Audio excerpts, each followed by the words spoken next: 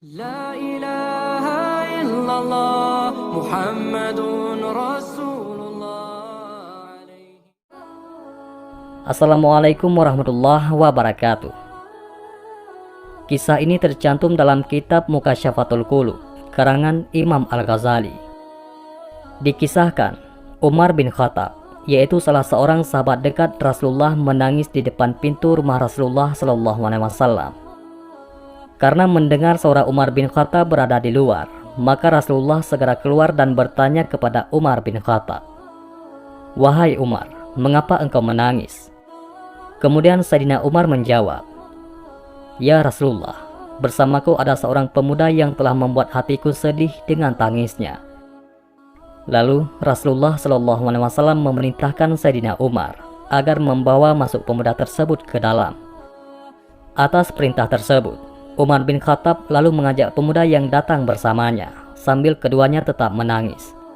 Pemuda itu disuruh duduk di depan Rasulullah SAW dan Umar bin Khattab duduk di sebelahnya.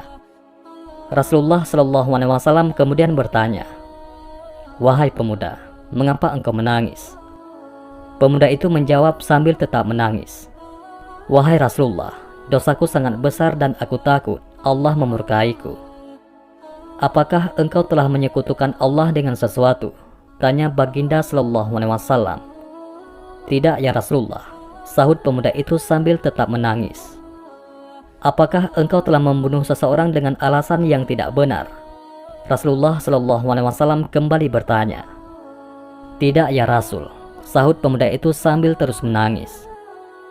Lalu Rasulullah SAW bersabda, "Sungguh, dosamu sebesar apapun Allah akan mengampuninya, sekalipun memenuhi langit dan bumi."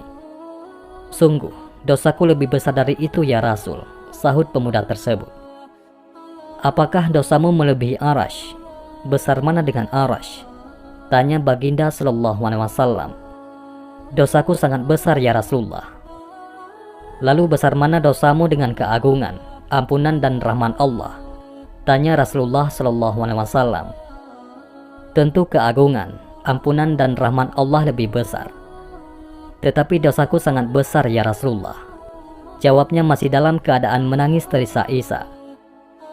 Karena kurang mengerti maksud pengakuan dari pemuda tersebut, akhirnya Rasulullah SAW bertanya kembali, "Cobalah katakan, dosa apa yang pernah engkau perbuat?"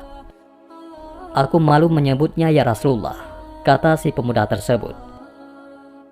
Karena Rasulullah SAW terus bertanya, pemuda itu pun mengatakan dosanya secara jujur.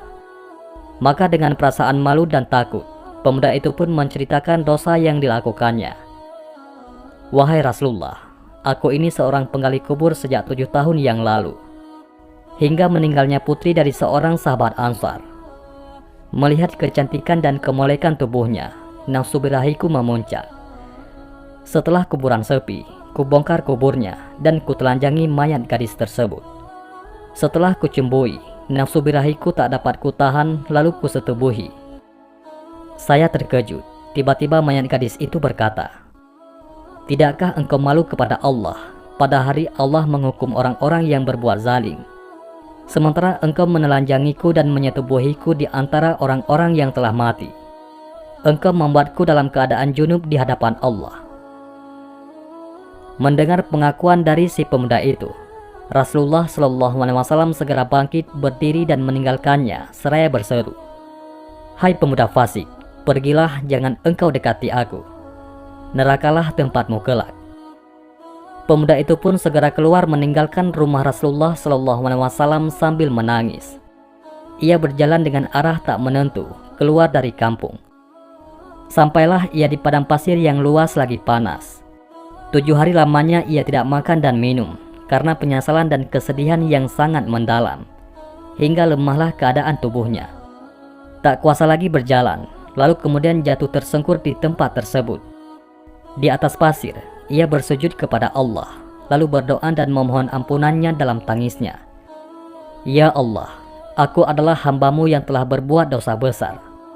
Sekarang aku datang ke pintu-Mu, agar engkau berkenan menjadi penolongku di sisi kekasih-Mu. Sungguh, engkau maha pemurah kepada hamba-hamba-Mu. dan tiada tersisa harapanku kecuali kepadamu. Ya Allah, sudilah menerima kehadiranku. Kalau tidak, datangkanlah api dari sisimu, dan bakarlah tubuhku dengan apimu di dunia ini, daripada engkau bakar tubuhku di akhirat nanti. Setelah itu, malaikat Jibril alaihissalam datang kepada Rasulullah SAW usai menyampaikan salam dari Allah. Jibril alaihissalam berkata, "Wahai Muhammad, Allah subhanahu wa ta'ala bertanya kepadamu, apakah engkau yang menciptakan makhluk? Bahkan dialah yang menciptakan diriku dan mereka." Jawab Rasulullah SAW. "Apakah engkau yang memberi rezeki kepada mereka?" tanya Jibril alaihissalam. Rasulullah SAW menjawab, "Bahkan dia memberi rezeki kepadaku dan mereka." "Apakah engkau menerima taubat mereka?"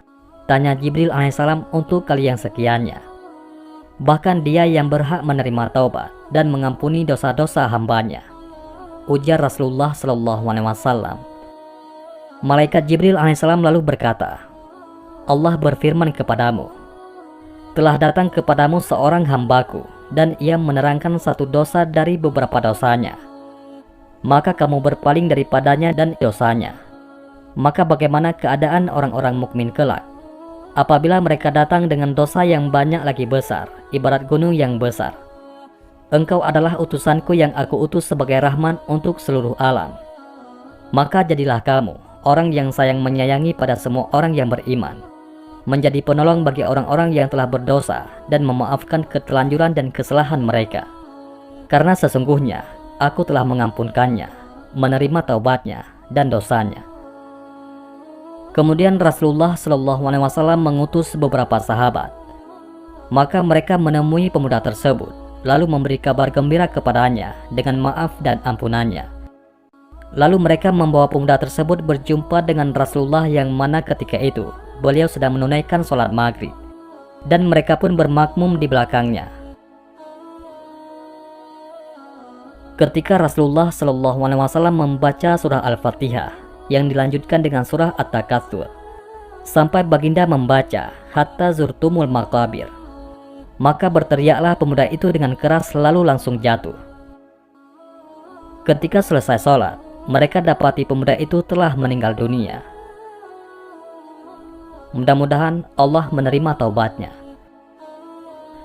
Wallahu a'lam bishawab. Mudah-mudahan ini semua bermanfaat. Assalamualaikum warahmatullahi wabarakatuh.